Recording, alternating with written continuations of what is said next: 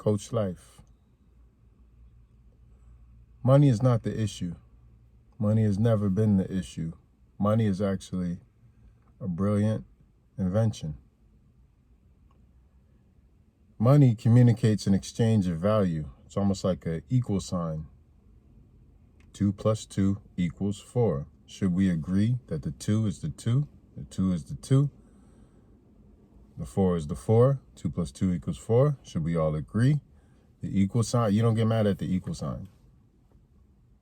If the 2 proves to be a different kind of 2, you figure that out. But you don't get mad at the equal sign, don't get mad at the money. I'm only saying that because I've spent the majority of my life in that poverty consciousness where I was mad at the money. And in fact, I probably still have that programming in me. It's a process. Money isn't the issue. Don't get mad at wealthy people for being wealthy. Now, if you should figure out the means by which one acquires their wealth is attached to the old system, which unfortunately is attached to some old paradigms, then you have every right to be mad. Every right to rage against that. What do I mean by that?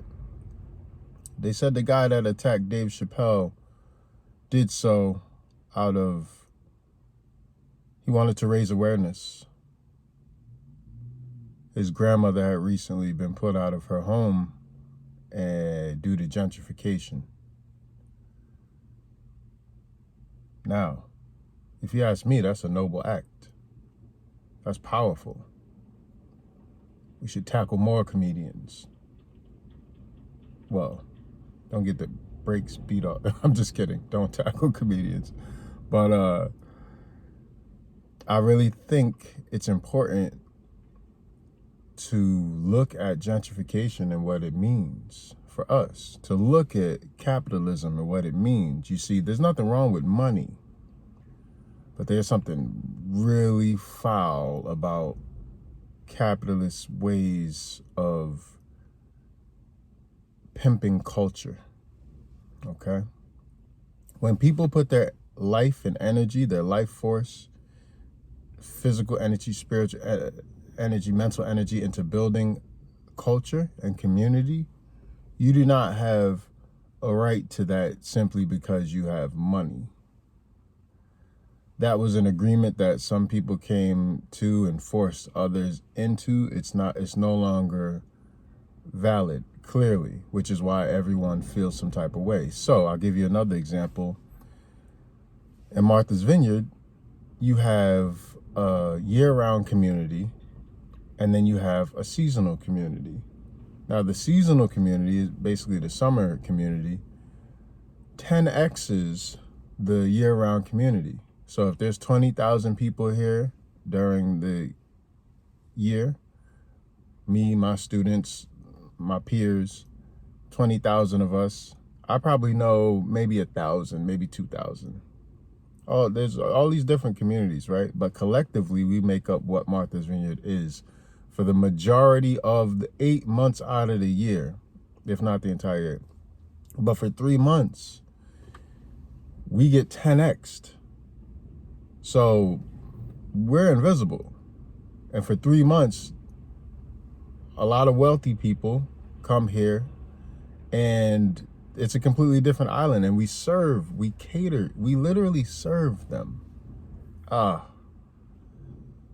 We're not okay with that anymore. Our collective consciousness is saying something's not right here. So we steward the culture, but there's no reward for that. There's no like, oh, that equals something. It's just, oh, you have more money than me, so you can pay me money to serve you better? Nah. Okay? Now, some of us are critically tied to that system because we did what we had to do. We hustled up. Some of us are caretakers, you know, babysitters, whatever. And we're thinking, hey, we eating off of this, but we're not eating. Not equivalent to what we are giving, right? So the exchange isn't right. It's not the money. It's that the 2 plus 2 no longer equals 4 anymore. So that's what we're addressing. So money isn't the issue. Money's a brilliant invention. Capitalism is the issue. All right. If you want to take a deeper dive, this can be a whole universe. This can be a PhD. I kid you not. Should that even matter in 5 years? But American capitalism, it has a foundation which is rotted to the core. It is the most heinous, disgusting foundation perhaps known to man, aside from it's the equivalent of, you made your living off of the goods which were stolen from Jewish families in the States during the Holocaust, and you call yourself a bank or whatever, or the labor of slaves. Same thing.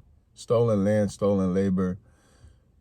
That is generational wealth. That's still here. A lot of that, even if it's not the actual wealth, the systems, the energetic configurations are still here. It's disgusting. Cotton, indigo, it's here.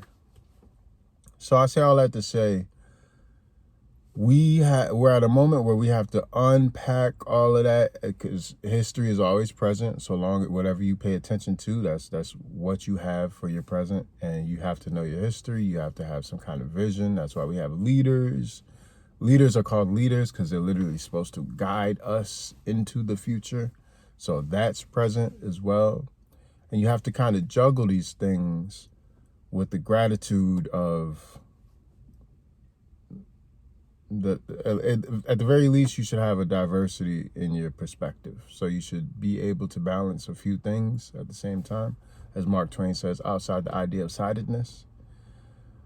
So the old paradigm says you either have to be a Democrat or a Republican. It is black or white. You're good or bad. And so that's allowed people to take full advantage of our life force.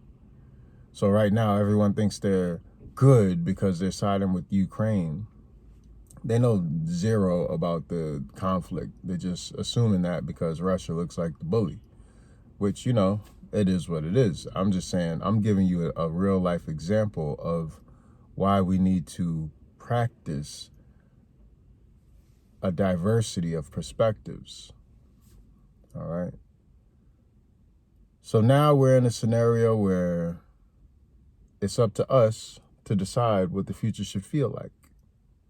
And gentrification and the hijacking of culture and community, which is driven by capitalism, no longer feels right to us. Consumerism, it feels a little icky to us. So you're going to start to see communities, individuals, people evolve into other forms of expression, because the old paradigm does not communicate how we feel. So again, I'm sure there was some mental health issues as well. We don't know the details, but gentrification is a problem. It doesn't feel right. It doesn't feel right for the people doing it. It doesn't feel right for the people that get it done to them. It is an old paradigm, and it's trying to sort itself out. So the best thing we can do as individuals, this is for you, as you. This is for the last bit of Coachlife, is the speeded up version. Money is not the issue. Money is a brilliant invention. Capitalism, especially American capitalism, has rotted roots in heinous acts, crimes against humanity. It is a problem. Capitalism is a problem. Money, nah. Great thinking. You don't get mad at the equal sign for saying 2 + 2 = 4. The 2s are starting to look funny and the 4 is starting to look funny. It's not the equal sign. That's one. Gentrification doesn't feel right.